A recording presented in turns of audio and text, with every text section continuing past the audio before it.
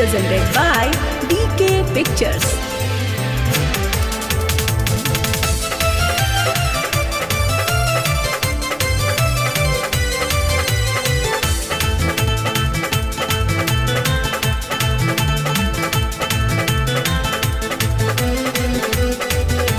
Presented by DK Pictures.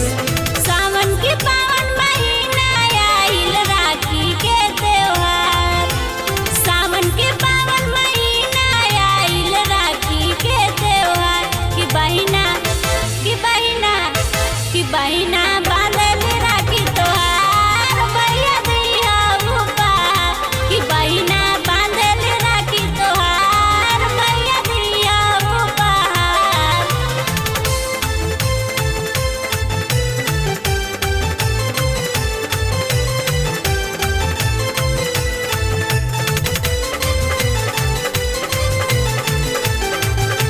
Presented by DK Pictures.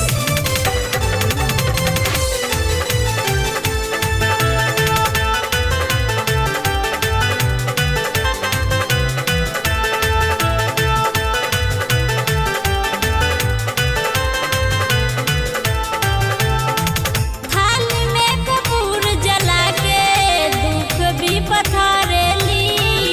रोड़िया चंदन से टीकवा हो करेली। थाली में कपूर जला के दुख भी पथारेली। रोड़िया चंदन से टीकवा हो करेली। मुँह मीठा करैली खिया के मिठाई बनैले रखिया प्यार। मुँह मीठा करैली खिया के मिठाई बनैले रखिया प्यार। कि बहिना बांधल राखी तोहार भैया दिया उपहार। कि बहिना बांधल राखी तोहार भैया दिया उपहार। Presented by DK Pictures.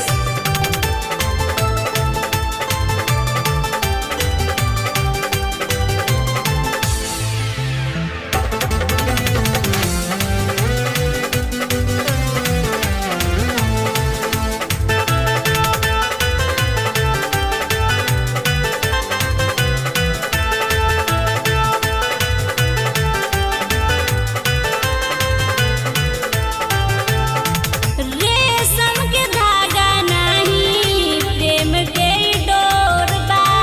हमने तीनों भाई बहन के दुनिया में न जोर बा। रेशम के धागा नहीं प्रेम के डोर बा। हमने तीनों भाई बहन के दुनिया में न जोर बा। जितने में पानी जा खुश रही ले अपना घर व दुआर। जितने में पानी खुश रही ले अपना घर व दुआर। कि बहिना बांधल राखी तोहार भैया दिया उपहार। कि बहिना बांधल राखी तोहार भैया दिया उपहार।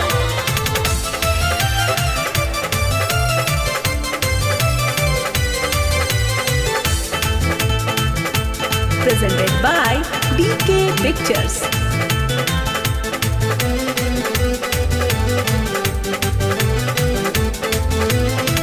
रानी सिंह धन हो गईली मन्नू के पाके। दीपक छपराहिया से गीतिया लिखा के। रानी सिंह धन हो गईली चंदन के पाके। दीपक छपराहिया से गीतिया लिखा के। माई के ममता बाबू के प्यार से बनल बा पूरा परिवार। माई के ममता बाबू के प्यार से बनल बा पूरा परिवार। कि बहिना बांधल राखी तोहार भैया दिया उपहार। कि बहिना बांधल राखी तोहार भैया दिया उपहार।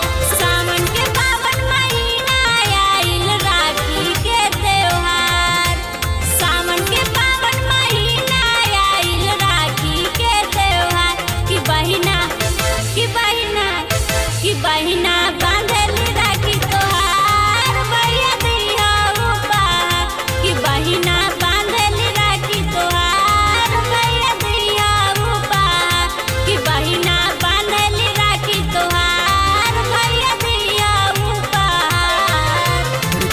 बाई ऑडियो टेम्पल, बसंत रोड, गड़खा।